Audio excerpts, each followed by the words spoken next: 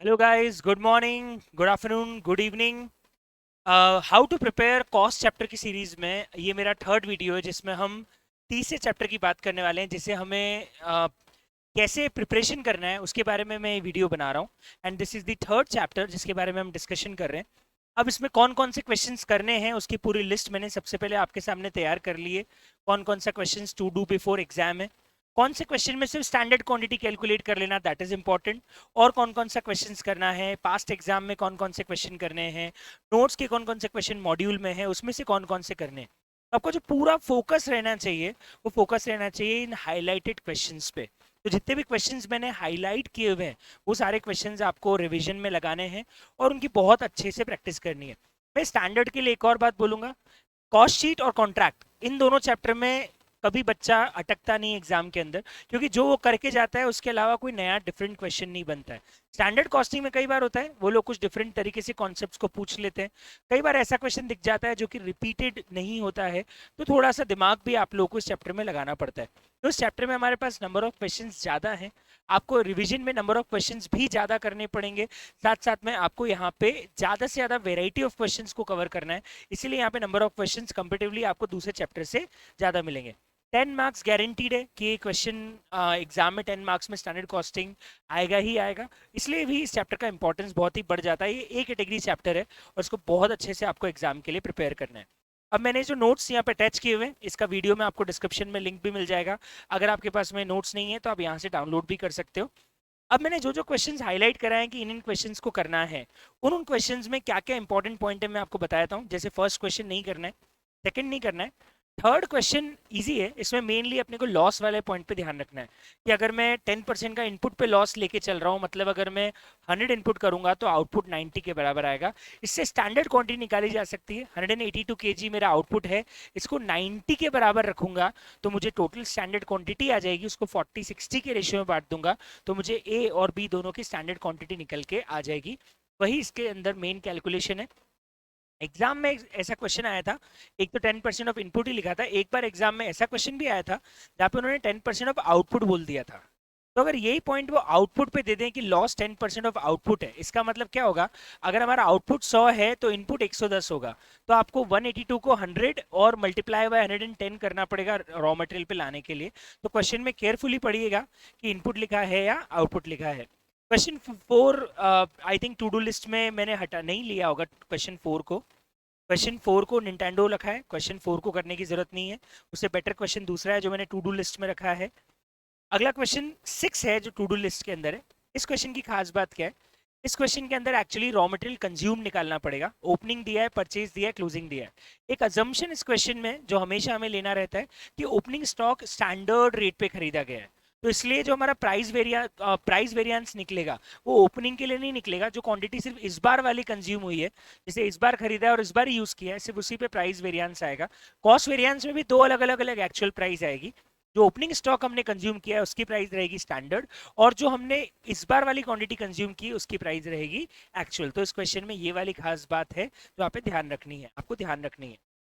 Next question है seventh. Seventh में सिर्फ एक ही चीज इंपॉर्टेंट है, टाइल का साइज दिया हुआ है 6x6 तो यहाँ पे एक इंपॉर्टेंट चीज आपको ध्यान रखनी है कि जब इसको स्क्वायर फीट में कन्वर्ट करना है तो it is very important to understand this that 1 square feet is equal to 144 square inches. So if you are having a tile of 36 square inch in the size, then how much is the square feet? ये tile का square feet कितना है वो easily निकाला जा सकता है, या इस क्वांटिटी को इजीली स्क्वायर फीट में कन्वर्ट किया जा सकता है, या स्क्वायर फीट को टाइल में कन्वर्ट किया जा सकता है। तो इस क्वेश्चन के अंदर ये वाली खास बात है, बाकी कैलकुलेशन फॉर्मूले एकदम सेम है। 8th क्वेश्चन भी मैंने टू डू लिस्ट में रखा है, इसमें मेन खास बात क्या है, रिवर्स कैलकुलेशन है इसके अंदर। इसमें हमें ध्यान रखना है हमारी स्टैंडर्ड क्वांटिटी तो इजीली आ जाएगी, लेकिन एक्चुअल क्वांटिटी के लिए हमको इक्वेशन बनानी पड़ेगी और यहाँ पे x रखना पड़ेगा। अगर आप x रखोगे तो मिक्स वेरिएंस का यूज करके आर एस क्यू बटेगा और आर एस क्यू से x की वैल्यू निकल जाएगी, वही हमारा a का एक्चुअल क्वांटिटी होगा और इससे फिर पूरा का पूरा क्वेश्चन सॉल्व हो जाएगा। तो इट्स ए रिवर्स कैलकुलेशन, इसमें इक्वेशन बना के क्वेश्चन को सॉल्व करना सबसे कन्वीनियंट अप्रोच रहेगी। नेक्स्ट क्वेश्चन जो मैंने मार्क करवाया है आई थिंक सेवेंथ के बाद, the next very good question, this is the next very good question, 9th question. इसके अंदर आइडल टाइम वेरिएंस है और इसमें ध्यान रखना पड़ेगा actual R paid, actual R worked और standard R. Actual R paid क्या होते हैं, जितने का हमने पैसा दिया। एक्चुअल आर वर्कड होता है जो हमने पेमेंट किया उसमें से आइडल टाइम को हटा दो तो जो बच जाता है वो एक्चुअल आर वर्कड बच जाता है। अब ध्यान रखना, जो हमारा लेबर कॉस्ट वेरिएंस है और जो हमारा रेट वेरिएंस है वो हमेशा एक्चुअल आर पेड पे निकलता है। लेकिन अगर मैं बात करूं मेरा एफिशिएंसी वेरिएंस या मेरे उसके अंदर के मिक्स वेरिएंस है, यील्ड वेरिएंस, मिक्स वेरिएंस या सब एफिशिएंसी वेरिएंस, तो वो वेरिएंसेस हमेशा एक्चुअल आर वर्कड पे निकलते हैं। एक और चीज ध्यान रखना, आरएसक्यू भी एक्चुअल आर वर्कड पे निकलेगा ना कि पेड पे। तो ये बहुत ही बेहतरीन क्वेश्चन है, ऐसा क्वेश्चन एग्जाम में भी आया हुआ है, तो इसलिए मैंने इसको टू डू लिस्ट के अंदर भी रखा है। 10th इजी क्वेश्चन है कंपेरेटिवली 9th के मुकाबले, फिर भी आपको टू डू में रखा है क्योंकि इसमें इजी है, इसमें स्टैंडर्ड आर पके पकाए दिए। तो आपको कुछ नहीं करना है, इन स्टैंडर्ड आर्ट को स्टैंडर्ड रेशियो में बांटोगे तो आपको सीधे एसएच निकल के आ जाएगा।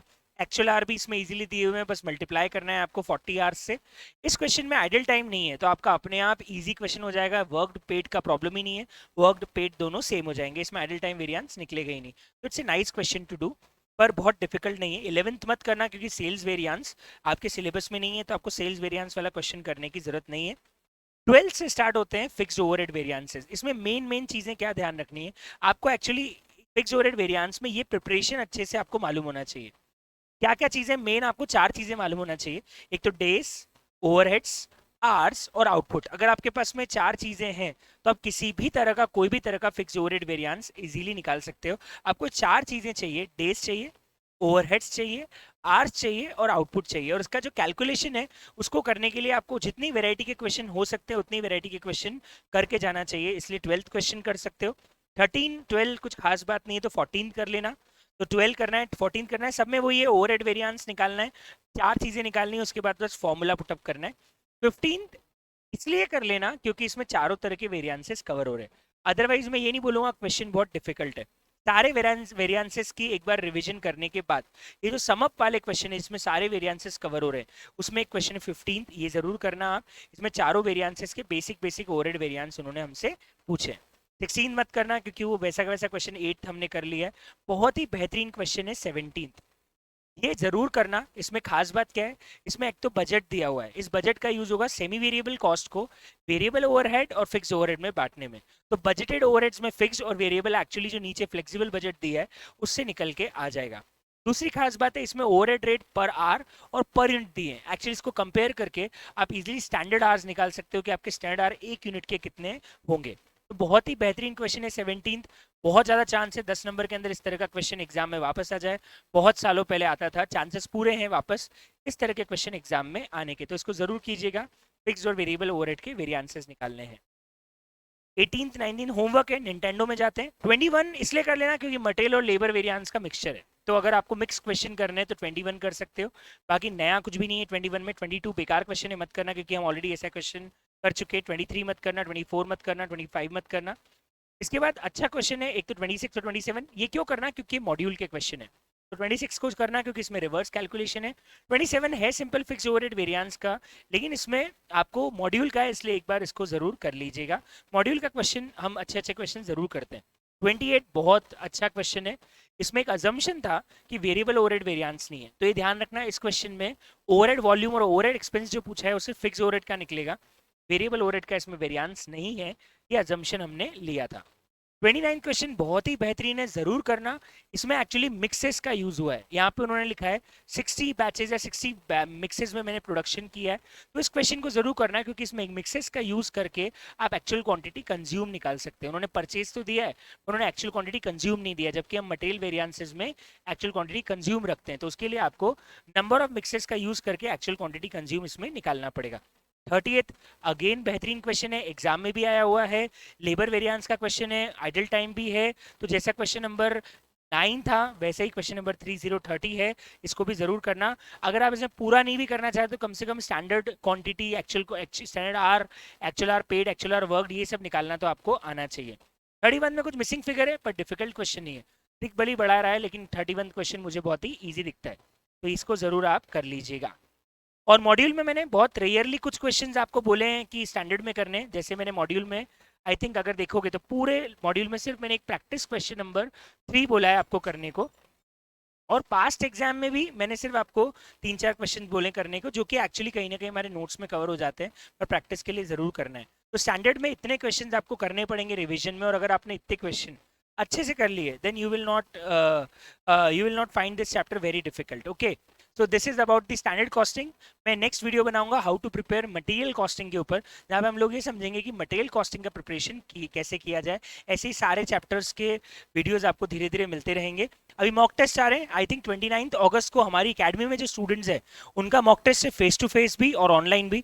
तो जोरों शोरों से पार्टिसिपेट कीजिएगा, अच्छे से मॉक टेस्ट जो है वो प्रॉपरली आपकी दीजिएगा। ये बहुत इंपॉर्टेंट है आपके एग्जाम के पहले आपका इंटरनल असेसमेंट करने के लिए कि हम कितने पानी में हैं, हमारा प्रैक्टिस कैसा है और हमें किस किस चेंजेस को करने की जरूरत है, हमारा रिवीजन कैसा हो पा रहा है एग्जाम के एक दिन पहले। तो मॉक टेस्ट को जरूर दीजिएगा, सीरियसली दीजिएगा। Thank you, enjoy, good day, bye bye, thank you everyone.